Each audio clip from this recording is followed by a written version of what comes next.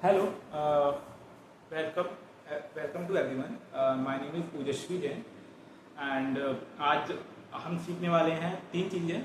मतलब आज मैं जो आपको जो कोर्स पढ़ाने जा रहा हूँ उसमें बेसिकली तीन चीज़ें पे ज़्यादा फोकस किया जाएगा। पहला आपका इंग्लिश स्पीकिंग, सेकंड आपका इंग्लिश ग्रामर और तीसरा आपका इंटरव्यू के लिए कैंपस प्लेसमेंट। तो ये तीनों ही चीज़ मैं आपको पढ़ाऊँगा और ये आपको फ्री अवेलेबल है यूट्यूब पे। तो आप ऐसे देख सकते हैं और आप अपने आप को इम्प्रूव कर सकते हैं अपनी पर्सनैलिटी को। तो स्टार्ट करते हैं इंग्लिश से। तो इंग्लिश में अगर हम जो हमें बेसिक्स जो हमें पता नहीं रहता कि हम जब कि हमारे पास वर्डों की कमी रहती है। ऐसा क्यों होता है? ऐसा इसलिए होता है क्योंकि हमारे पास कॉमन वर्ड और सिंपल वर्ड हम चुनते ही नहीं हैं। अगर हम कॉमन वर्ड और सिंपल वर्ड अगर चुने तो हम इजीली चीज़ों को इजीली हमारे खुद की एक वोकेबलरी बना लेंगे और वो वोकेबलरी एक बार माइंड में सेट हो जाती है तो आपको कहीं भी कोई प्रॉब्लम नहीं आएगी। Okay okay. तो जो सबसे पहले बात करते हैं, जो मैंने कुछ वर्ड लिखे हैं, आप चाहें तो इन वर्ड्स को नोट डाउन कर सकते हैं और मैं आपको इन सब वर्ड्स का मतलब बता देता हूँ। यहाँ पे देखिए, माइंड। माइंड बेसिकली जो यूज होता है, माइंड अपन कहते हैं जैसे डोंट माइंड, किसी को बुरा लगना, किसी को बुरा ना लगे इसलिए अपन इस वर्ड को यूज करते हैं। डोंट माइंड, ऐसा आपने सुना होगा बहुत बार। या फिर mind your business, mind your tongue. और इसके अलावा बुरा ना लगे के अलावा इसका जो दूसरा यूज होता है, दूसरा एप्लीकेशन होता है, वो होता है किसी चीज से बचाने के लिए अपन सावधान करना, वार्न करना, अलर्ट करना। ठीक है। तो अगर जैसे माइंड योर हेड, सर बता के अगर आपका सर किसी से टकराने वाला हो या फिर पैर टकराने वाला, माइंड योर फुट या mind your head kind of. ठीक है। तो आप समझ गए होंगे इस वर्ड का जो एप्लीकेशन है वो कहाँ होता है। क्योंकि हम इंग्लिश तो हम पूरी सीख लेते हैं लेकिन हमें पता नहीं रहता कि उस शब्द का एप्लीकेशन कहाँ है। तो हमें आपको वो चीज़ पता होनी चाहिए। ठीक है। जहाँ जो भी आपका स्किल्स है उसका एप्लीकेशन कहाँ पे है। दूसरे वर्ड की बात करते हैं, ग्रेटिट्यूड। ग्रेटिट्यूड एक का मतलब होता है कृतज्ञता। अगर कृतज्ञता को डिफाइन करें कि जो भी हमें चीज़ हम जैसे मैं आपको पढ़ा पा रहा हूँ तो मैं ग्रेटफुल हूँ कि आप सबको पढ़ाने का मेरे को मौका मिल रहा है और मेरे पास जो भी मतलब सर्विस अवेलेबल है वो मैं आपको बेस्ट से बेस्ट प्रोवाइड कराऊंगा। तो आई एम ग्रेटफुल। और मेरे पेरेंट्स ने मेरी अपब्रिंगिंग की, एजुकेशन सब कुछ अच्छे से पढ़ाया है, जो भी किया है मेरे लिए मेरे फैमिली ने, तो उन सब का मैं ग्रेटफुल हूँ हमेशा। और भगवान का भी कि भगवान की भी कृपा रही है।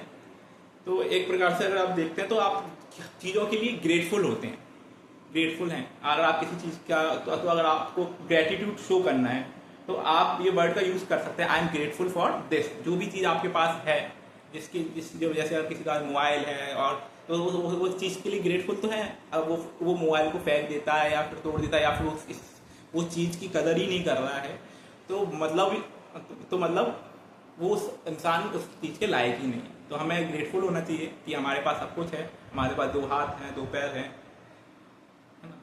और तो ग्रेटफुल जैसे तो इसका यूज काफ़ी यूज होता है। I am grateful for that I have parents and I am grateful that I am getting an opportunity to teach you.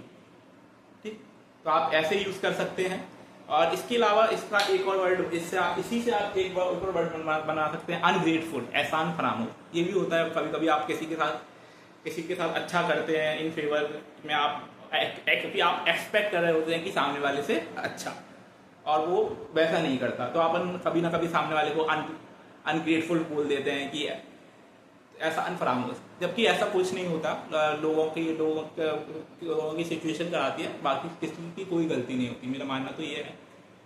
इसके अलावा फोर्स की बात की जाए, फोर्स का मतलब आपको पता ही होगा, बल। तो बल बेसिकली देखा जाए तो आपको पता है कि किसी चीज पे फोर्स लगाया है, अपन बल दे रहे हैं। ठीक है। और इसी के साथ एक वर्ड और आता है, इम्फेसिस का मतलब होता है जोड़ देना। अब आपको समझना पड़ेगा कि कहाँ पे आपको फोर्स का वर्ड का यूज करना है, कहाँ पे आपको इम्फेसिस का यूज करना है। क्योंकि दोनों का अगर देखा जाए तो एक प्रकार से जोड़ देना मतलब किसी चीज पे जोड़ दे रहे हैं तो एक प्रकार से ये भी एक फोर्स हो गई, है ना। लेकिन ये क्या होता है, आप अगर वर्ड्स जितने से ज़्यादा जितना वर्ड पढ़ेंगे तो ये आपको उस चीज़ का रिलेवेंस पता चलेगा। जितने आप उन वर्ड्स के सिनोनिम पढ़ते हैं तो उतना ही आपको रिलेवेंस पता चलेगा। तो एम्फेसिस का मतलब होता है, अगर मेरे को कोई चीज़ पे काम करना है, जैसे मेरे को अपनी टीचिंग पे काम करना है, तो मैं अपनी टीचिंग पे एम्फेसिस करूँगा। ठीक है, I will try to emphasis my English communication skills. या फिर आप कोई स्किल सीख रहे हो, कंप्यूटर का स्किल सीख रहे हो, तो आप उस पर एम्फेसिस कर सकते हैं और जोर दे सकते हैं, जिससे आप उस चीज़ में एक्सेल कर सकते हैं। ठीक है, तो एम्फेसिस का मतलब होता है जोर देना। ये आपको पास्ट, जब मैं आपको प्रेजेंट परफेक्ट बताऊंगा तब इस चीज़ का आपको काफ़ी एप्लीकेशन दिखेगा उसमें। ठीक है, अब नेक्स्ट वर्ड पे आते हैं, वो है इनिशिएट। इनिशिएट का मतलब होता है आरंभ करना। तो जैसे कि आज आपने जो भी कोई काम आज से स्टार्ट किया या फिर कुछ भी स्टार्ट किया, तो उससे स्टार्ट तो बोलते ही हैं, आपको पता होगा सब। अगर आपको वर्ड आ रहा है या दिमाग में स्टार्ट, तो आप स्टार्ट बोलिए, आपको जरूरत क्या है इनिशिएट की, है ना। लेकिन अगर आपको इनकेस अगर आपके पास वर्ड्स थोड़े ज़्यादा हैं, तो आपके पास हमेशा एक मतलब एक अलग से वर्ड रहेगा, वो आपकी इंग्लिश कम्युनिकेशन स्किल्स को काफ़ी बेटर बना सकता है। ठीक है, तो इनिशिएट करना मतलब होता है आरंभ करना। हैपन का मतलब होता है जो भी चीज़ हुई है उसे हैपन बोलते हैं। जो भी चीज़ होती है, जैसे इट हैपन बोलते हैं ना हम, जैसे इट हैपन, यहाँ पे मैं गया था तो ये हुआ, दैट हैपन। तो हैपन और इसके साथ ही हुआ, तो इसका मतलब बेसिकली यही होता है हुआ। और इसके साथ एक और जैसे अगर आपके साथ लाइफ में कुछ हैपनिंग चीज हो रही हो, हैपनिंग का मतलब हो गया जो एक खुशी देने वाली चीज हो रही हो, अच्छा हो रहा हो, तो उसे बोलते हैं हैपनिंग। तो हैपन से एक वर्ड निकल के आता है हैपनिंग। और अगर किसी के साथ थोड़ा बुरा हो जाता है तो वहीं पे अपन वो वर्ड बोलते हैं मिस हैपनिंग। मिस हैपनिंग, किसी के साथ कुछ गलत हुआ या फिर ऐसा, तो मिस हैपनिंग। तो यही वर्ड है हैपन। तो इससे ही आपके 3 वर्ड निकल के आते हैं, जैसा मैंने आपको बताया। इसके अलावा जो नेक्स्ट वर्ड है लेट। लेट अगर देखा जाए तो लेट का मतलब होता है होने देना, कोई चीज को होने देना। जैसे मैं अगर बोलूं लेट इट गो, तो किसी जाने देना, लेट इट बी, उसे वैसे का वैसा छोड़ देना, लेट इट बी। तो काइंड ऑफ, तो लेट एक प्रकार से ये भी होता है छोड़ देना, और लेट का मतलब एक ये भी होता है जब आप किसी से चलने के लिए भी कहते हैं, जैसे कोई चीज को ज्वाइन करने के लिए, लेट्स गो या फिर लेट्स गो या let's play cricket kind of. तो हम बोलते हैं ना, तो जैसे ही हम बोलते हैं let's play cricket, let's go, तो वहां पे क्या रहता है, आपको मतलब इस वर्ड का मतलब इस वर्ड का एप्लीकेशन भी है, ये एज अ वर्ब एप्लीकेशन। और नेक्स्ट वर्ड पे आते हैं इंसिस्ट करना या फिर इसे भी फोर्स जैसा कह सकते हैं। फोर्स करना, इंसिस्ट करना, कि मुझसे किसी ने फोर्स करा था आने के लिए या फिर इंसिस्ट किया था। तो ये भी एक वर्ड है, सिमिलर है फोर्स के अगर देखा जाए। लेकिन आपको समझना पड़ेगा कि कहाँ पे आपको ये वर्ड ज़्यादा रिलेवेंट है, ज़्यादा उचित है। तो धीरे धीरे आपकी अगर आप गिने चुने भी वर्ड पढ़ेंगे मेरे से, तो आप धीरे धीरे आप अपनी वोकैबुलरी इतनी सुधार लेंगे कि आपको डिक्शनरी खोलने की जरूरत नहीं पड़ेगी। ठीक है, तो इंसिस्ट मतलब होता है आग्रह करना। जैसे ही इंसिस्ट मी टू कम, मुझे उसने इंसिस्ट किया आने के लिए, मैं मजबूर किया। ठीक है, तो एक वर्ड हो गया इंसिस्ट, और एक और वर्ड होता है कंपल्शन। वो आप चाहें तो नोट डाउन कर लीजिएगा। कंपल्शन मतलब होता है विवश कर देना। ये थोड़ा मतलब उस चीज को और अगर एम्फेसाइज करके वर्ड को बोला जाए, इंसिस्ट को अगर एम्फेसाइज करते हैं, अपन जोड़ देते हैं, तो इधर एक जो नया वर्ड निकल के आएगा वो होगा कंपल्सन या विवश कर देना। ठीक है, आप मेरे हिसाब से आप समझ गए होंगे। इसके अलावा इंटेंशन स्टार्ट होता है इंटेंट, कैसे कि किसी इंसान की कैसी नीयत है। तो आपको हर पर्सन की अलग अलग इंटेंशन रहते हैं, गुड इंटेंशन रहते हैं, बैड इंटेंशन रहते हैं। तो आपको अगर आपको पता नहीं रहता, और हमें मोस्टली हम सब लोगों के प्रति जो एक पर्सपेक्टिव बना लेते हैं कि कोई ऐसा है, कोई मेरे साथ गलत करना चाह रहा है, कोई वो करना चाह रहा है, ऐसा कुछ नहीं होता। ये हमारे अंदर एक एक प्रकार से देखा जाए हम ज़्यादा ही जजमेंटल हो जाते हैं कभी कभी, तो वही है। तो इंटेंशन, इनका इंटेंट होता है नियत, अच्छी इंटेंशन है ना। जैसे मेरा मेरा पढ़ाने को लेके क्या इंटेंशन है, या फिर आपका जो स्टडी को लेके क्या इंटेंशन है कि आप क्यों कर रहे हैं, है ना, क्योंकि आप उससे इम्प्रूव करना चाहते हैं, आप उस अपने आप को थोड़ा बेटर बनाना चाहते हैं। इसके अलावा इंटेंशन के बाद आते हैं हम एम्बियंस। एम्बियंस ये वर्ड आपने बहुत कम मतलब इसका एप्लीकेशन काफ़ी नहीं किया होगा, लेकिन इसका मतलब होता है माहौल। तो एम्बियंस का मतलब होता है माहौल। तो इसमें जैसे अगर देखा जाए तो इसका भी सिनोनिम्स हैं, इसके सिनोनिम्स हैं एटमॉस्फेयर या फिर इन्वायरमेंट। लेकिन आपको जगह ढूंढना होगा कि जहाँ पे ये वर्ड आपके कम्युनिकेशन में, जब आप किसी से बात करें, अपने फ्रेंड को ढूंढें या फिर किसी से भी बात करें, तो इसका आप अपनी जबान पे इसे ला सकें। एक दो बार जबान पे आ जाएगा, आने लगेंगे वर्ड, तो आप धीरे धीरे सीख सकते हैं। तो जैसे अगर आपको इंग्लिश सीखनी है, तो उसके लिए आपको जो मेरा जो सजेशन रहेगा, सबसे पहले आप स्टोरी बुक पढ़िए। अगर आपके पास 10, 12 या फिर पुरानी स्टोरी बुक हो या फिर कोई नॉवेल्स हो, जो एक स्टोरी हो, तो वो आप पढ़िए। तो उससे क्या रहेगा, आपको जो फायदा मिलेगा वो ये रहेगा कि पहली चीज आपको इंटरेस्ट अलग से जनरेट करने की जरूरत नहीं पड़ेगी, क्योंकि स्टोरी बुक्स वैसे ही इंटरेस्टेड होती हैं, तो आपको वो रहेगा। इसके साथ आपकी वोकेबुलरी काफ़ी अच्छी हो जाएगी, आपके पास नए नए वर्ड आपको पढ़ने को मिलेंगे। और उन वर्डों पे अगर आप कहीं किसी वर्ड पे स्टक भी होते हैं, आप फंसते भी हैं, तो आप पढ़ना चालू कंटिन्यू कीजिए और फिर बाद में जाके उस वर्ड पे को गूगल कर लीजिए। तो वो ये रहता है कि उससे है ना, आपका पैसेज भी नहीं छूटता, आप पढ़ भी पाते हैं, आपका कंसंट्रेशन भी पूरा होता है, और बाद में आप खुद ही समझ जाते हैं। जैसे आपने मूवी देखी होगी, आपने हॉलीवुड की मूवी देखी होगी कहीं ना कहीं, हैरी पॉटर या फिर कोई भी वेब सीरीज देखी होगी, आयरन मैन काइंड ऑफ। तो वहाँ पे भी अगर अपन देखते हैं तो आप बहुत बेसिकली, हम तो इंडियन हैं, हम तो हिंदी में देखते हैं, हिंदी या फिर जो भी डब रहता है। लेकिन अगर मेरा सजेशन ये रहेगा, अगर आपको एम्बियंस क्रिएट करना है अपने पास आस पास, कि आपको अगर इस चीज़ को दिल से सीखना है, तो आप इंग्लिश मूवीज देखिए, और उन्हें देखिए और सुनिए, सिर्फ सुनिए। आपको धीरे धीरे चीज़ें समझ में आने लगेंगी, और ये आप जितना सुनेंगे उतना ही वो चीज़ आएगी आपको, उतने ही आपके वर्ड आएंगे आपको सीखने के लिए। ठीक है। तो इसके बाद अगले पे आते हैं प्रोटोकॉल और डेकोरम। ये वर्ड होता है, आपने सुना ही होगा, प्रोटोकॉल, डेकोरम। इसका मतलब होता है शिष्टाचार, कि हर जगह का अपना अपना शिष्टाचार रहता है। जैसे अगर आपने देखा होगा, जैसे इंडियन टीम है, तो इंडियन टीम का जब जो मैच होगा, तो उसका एक ड्रेसअप रहता है ना, कि तो वो सब लोग सेम काइंड ऑफ जर्सी पहनते हैं। तो ऐसे ही रहता है, वो हर कोई ऐसा नहीं कह सकता कि मैं ये कलर नहीं पहनूंगा, मैं वो कलर पहनूंगा, क्योंकि हर एक चीज़ के प्रोटोकॉल होते हैं। और हर एक इंसान को अगर वो उससे जुड़ा है, और अगर किसी और वो किसी अंडर में आता है, किसी की कस्टडी में आता है, जैसे क्रिकेट है, वो आईसीसी के कंट्रोल में आता है, तो प्रोटोकॉल उन्हें फॉलो करने ही पड़ते हैं, है ना। तो आप भी फॉलो कीजिए। कभी ऐसा भी सुना है मैंने, जैसे मंदिर में मंदिर में लोग अलग अलग टाइप के कपड़े पहन के जाते हैं, तो और कहते हैं कि I have right to wear what I want. ऐसा नहीं है, क्योंकि मंदिर किसी के कस्टडी में आता है ना।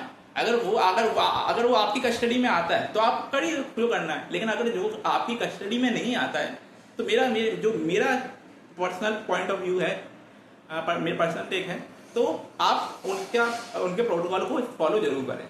इसके अलावा बीचेस के भी अलग प्रोटोकॉल रहते हैं, तो आप वहाँ पे भी आप अपने साथ मतलब प्रोटोकॉल को फॉलो करें। जैसे आप इवेंट में जाते हैं, जब से आप शादियों में जाते हैं, तो आप ड्रेसअप होते हैं ना, ऐसा तो नहीं कॉमन कपड़े पहन के चले गए, ऐसा नहीं होता। तो वैसे ही आपको मतलब प्रोटोकॉल होते हैं, ये नियम रहते हैं। तो अगर आप अपनी लाइफ में कुछ नियम लेंगे, तो आप जिंदगी में आगे बढ़ पाएंगे। इसके अलावा सिनोनिम्स, पर्यायवाची, हम बचपन से ही पढ़ते आ रहे हैं, और मेरे हिसाब से हम हिंदी इसलिए बोल पाते हैं, हमारी हिंदी इसलिए बेहतर है क्योंकि हमारे पास हिंदी में पर्यायवाची काफ़ी है। लेकिन अगर हमें इंग्लिश में अगर हमारे सिनोनिम्स अगर हमारे पास ज़्यादा हो गए, तो हमारी इंग्लिश बेटर से बेटर हो जाएगी। इसके अलावा टचवुड का मतलब होता है नज़र ना लगे। ये वर्ड हम मोस्टली यूज होता है, अब होने लग गया ज़्यादा इंडिया में। तो ये क्या क्या बेसिकली जैसे अगर हम किसी चीज़ के लिए ग्रेटफुल हैं और हम चाहते हैं वो चीज़ हम मतलब वो चीज़ हमारे पास रहे, तो हम बोल सकते हैं touch wood that I have home, touch would I have food for in my plate. तो ऐसा आप समझ सकते हैं। तो आप ये वर्ड का यू भी एप्लीकेशन आप यहाँ कर सकते हैं कहीं भी कम्युनिकेशन में जब आप किसी से बात कर रहे हो। तो एम्बियंस जनरेट करने का मैंने आपको तरीका बताया। आप बुक्स पढ़िए, स्टोरीज से करिए, ठीक है, एटमोसफेयर। आप एक फ्रेंड्स को ढूंढिए और उससे रियल में बात कीजिए कि आपको उस चीज़ों के साथ या फिर कोई भी फ्रेंड या फिर ऑनलाइन ऑफलाइन कहीं भी मिलता है कि आपको इस चीज़ पे वर्क करना है, ठीक है। और तीसरा चीज़ आप चाहें तो हॉलीवुड मूवी, हॉलीवुड मूवी देखिए। आप जितना चाहें उतना करिए। तो नहीं मूवी नहीं हो पा रही तो शो देखिए, फ्रेंड्स शो और भी जो भी शो आते हैं, फनी शो या फिर काइंड ऑफ। तो आप अगर जितना देखेंगे ना तो आपको आपकी वॉकअप आप क्योंकि लिसनिंग ही मेन चीज़ रहती है। तो आप लिसनिंग अगर अच्छी कर लेंगे तो आपको किसी के साथ बात करने में भी इतना ही इंटरेस्ट आ पाएगा। आपके पास खुद ही टॉपिक रहेंगे कि आपने आज क्या देखा। जैसे हम किसी से मिलते हैं, पूछते हैं हाउ आर यू, और वो क्या कहते हैं आई am fine, I am good, and फिर आप पूछते क्या हुआ। क्योंकि आपके पास कुछ और फिर आपके पास जवाब नहीं होता कि कुछ करने की हुआ क्या, क्योंकि आपने जो आपके पास टाइम था, जो भी आपका टाइम था वो आपने मोबाइल चलाने में भी दी कर पूरा बर्बाद कर दिया, या फिर बहुत सारी फिजूल चीज़ों में बर्बाद कर दिया। तो इसलिए अगर आप इंग्लिश सीखना चाहते हो तो आप इंग्लिश मूवीज देखिए और उनको लेके फिर बात करने के लिए आपको एक टॉपिक भी रहेगा कि I have watch this and that movie and this movie has this kind of plot, that kind of a song, ऐसे, ठीक है। तो इसके अलावा एटिकेट्स जो मैंने बताया आपको सेम, इसका मतलब कि शिष्टाचार होता है और तौर तरीके, डेकोरम, एटिकेट्स, प्रोटोकॉल एक प्रकार सेम चीज होती है कि कहीं हर एक स्पेसिफिक जगह के कुछ डेकोरम रहते हैं, ठीक है।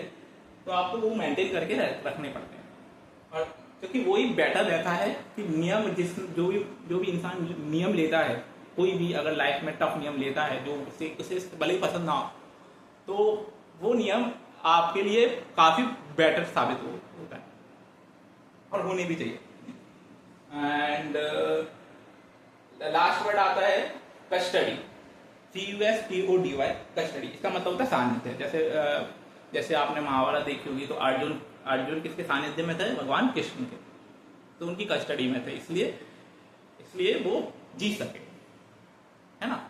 तो ओवरऑल देखा जाए तो सानिध्य में तो होता है, जैसे आप जैसे कोई पुलिस में जाता है तो पुलिस कस्टडी में जाता है, तो एक प्रकार से कस्टडी होती है ना। तो इसका मतलब होता है सानिध्य में कि उनकी देख रेख, ठीक है। या फिर आप गार्जियन, इसे आप गार्जियन भी समझ सकते हैं एक प्रकार से देखा जाए। तो ये जो वर्ड हैं जितने आपको मैंने बताए, अगर आप इतने ही वर्ड गिने चुने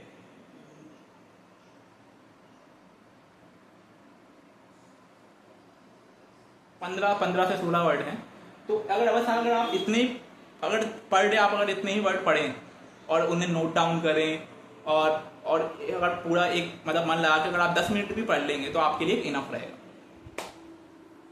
इसके बाद आते हैं हम वर्ब पे। तो वर्ब में क्या रहता है कि बहुत सी ऐसी चीज हैं, क्योंकि अपन को आगे अगर अपन जैसे जैसे बढ़ेंगे तो वो वर्ब का मतलब होता है क्रियाएं, है ना। तो आपको पता होना चाहिए कि कब कौन सी मतलब वर्ब का यूज करना है, क्योंकि आगे टेंस में यूज होंगी, ठीक है। तो मैं आपको बता देता हूँ। एक वर्ब होती है डू, जो मेन वर्ब रहती है किसी भी चीज की। डू, हम कोई काम करते हैं, डू का मतलब ही होता है करना, और इसके साथ होता है डू और इसकी सेकंड फॉर्म होती है डिड और थर्ड फॉर्म होती है डन। Do, did, done. तो जैसे बहुत से लोग होते हैं कि उसने बोला मैंने कि मैच देखते हो, डू यू वॉच, तो आई डू वॉच। तो आप यहाँ पे आई डू वॉच मैच भी कह सकते हैं, आपके पास पूरा राइट है कि या तो क्या वो काम करते हैं या फिर आई वॉच मैच, दोनों ही सही है। लेकिन दोनों ही वर्ब है, अगर देखा जाए डू और वॉच दोनों ही वर्ब है, तो किसको प्रायोरिटी दी जाएगी? डू को पहले प्रायोरिटी दी जाएगी, ठीक है। आई डू वॉच क्रिकेट, ऐसे। या फिर बहुत सी ऐसी चीज है जैसे जिसमें आपको जैसे बहुत से वर्ड आपको कभी कभी ऐसा लगता होगा कि ये वर्ड है ही क्यों, ठीक है। क्योंकि जैसे आप स्टडी है तो आप स्टडी करते हैं, तो आप जब स्टडी करते हो तो कहते हैं आई डू, आई स्टडी। और कोई दूसरा करता है तो आप ही स्टडीज बोलने में आपको थोड़ा अजीब सा लगता होगा कि ये कैसा वर्ड बना, ही स्टडी, है ना। तो इसलिए डू का यूज काफी जगह पे किया जाता है एज अ वर्ब। तो he does study, he does study या फिर शी डज स्टडी, ऐसे ही ये सकता है। ये आपको हम मतलब आगे वाले सेशन में हम पढ़ेंगे, ठीक है। तो do as a verb use होता है, इसकी जो फॉर्म्स होती हैं डू, डिड, डन। इसके अलावा मेक देखा जाए, मेक काफी यूज होता है। मेक का मतलब होता है बनाना, किसी चीज को बनाना। और ऐसे इसका अगर सिनोनिम्स देखा जाए तो कुक करना, लेकिन वो हर जगह पे रिलेवेंस नहीं होगा कुक करना, है ना। तो इस प्रकार से मेक का मतलब होता है बनाना या फिर और इसकी फॉर्म्स जो होती हैं, मेक की सेकंड फॉर्म होती है मेड, थर्ड फॉर्म होती है मेड।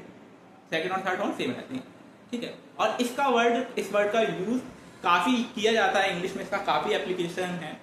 किसी से कुछ काम कराना, make you do something, make him play, उसे क्रिकेट खिलवाना या फिर गाना गवाना किसी से, make him sing, make her sing, ठीक है। तो कोई चीज को करवाने के लिए हम मेक का यूज करते हैं ज्यादातर। तो ये भी अपन स्पेशल इसके लिए भी अलग से पढ़ेंगे, ठीक है। आप तो अभी जनरल के लिए समझ सकते हैं। तो मेक यू डू, मेक किसी चीज को करवाने के लिए मेक का यूज होता है, और डू किसी चीज को बनाने का के लिए बोलते हैं मेक, मेड। जैसे टुडे मैंने क्या किया, आज मैंने अपना खुद का ब्रेकफास्ट बनाया है। तो मैं ये कहता हूँ today I made my breakfast, I made my breakfast, I made my bad, मतलब बैड सही वही सेट किया। तो ऐसे ही वर्ड आप अपनी जबान पे अगर बोलेंगे, या फिर ही मेड या फिर सी मेड, माई मॉम मेड, जो भी, तो जब आप खुद से इन चीजों के बारे में बोलेंगे तो आपके खुद ही आपके वर्ड बनने लगेंगे, ठीक है। इसके अलावा बाय, कोई भी चीज आप खरीदते हैं तो उसे बोलते हैं बाय करना या परचेस करना। बाय, बॉट, ठीक है। बाय, बॉट, ये इसकी सेकंड फॉर्म होती है, ये थर्ड फॉर्म होती है। तो अगर आपने कुछ खरीदा है, जैसे बुक खरीदी, तो आई बॉट दिस बुक, है ना, आई बॉट दिस बुक। और अगर आप, और एक चीज होती है ब्रिंग, इसमें थोड़ा सा अंतर रहता है। अगर वर्ड भी देखा जाएगा तो इसकी जो सेकंड और थर्ड फॉर्म में सिर्फ आर का अंतर है। Bring, brought. ब्रिंग का मतलब होता है कोई भी चीज को लाना, ठीक है, कोई भी चीज लाना, खरीदना नहीं, सिर्फ लाना। तो ब्रिंग जैसे आप कभी किसी दोस्त से बुक उधार ले आते हो, कोई कुछ पढ़नी होती है तो आपने बुक बोरो कर ली, है ना, या फिर बोरो की क्योंकि आपको खरीदना नहीं थी, आपको सिर्फ ब्रिंग करना था, आपका इंटेंशन से ब्रिंग करने का था, ठीक है। तो I brought this book from you, ऐसा भी आप कभी भी, या फिर he brought this book from them, kind of, है ना। तो ये भी काफी यूज होता है। इसके अलावा ब्रिंग के बाद आते हैं वर्ड गो, वेंट, गॉन। गो का मतलब होता है जाना, ये वर्ब है, आपको पता ही होगा। जैसे ही go to mall, he goes to mall, या फिर वी गो टू मॉल। तो देखा जाए तो गो का यूज किया कि, और लोग क्या कंफ्यूज हो जाते हैं गेट और इसमें। वो क्या करते हैं, गो की बदली फिर सोचते हैं कि दोनों वर्ड सेम से स्टार्ट होते हैं। गो की सेकंड फॉर्म होगी गॉड। तो इधर वो गलतियां कर देते हैं, ठीक है। आपको पता होना चाहिए कि जैसे मैं मॉल गया तो मैं बोलूंगा I went to the mall, है ना। तो I went to the mall, नहीं, ना कि I got to the mall. Obvious सी बात है ना। तो यही चीज आती है। तो इसमें थोड़ी सी कंफ्यूजन हो जाती है, इसलिए मैंने आपको बता दिया कि क्या कंफ्यूजन होती है, ठीक है। इसके अलावा थॉट ऑफ द डे है be the reason someone smile today.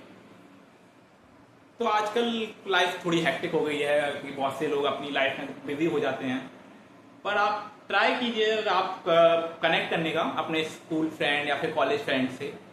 तो जब भी आप बात करें तो मेरा ये पर्टिकुलर मतलब एक स्पीकिंग एटिकेट्स होते हैं।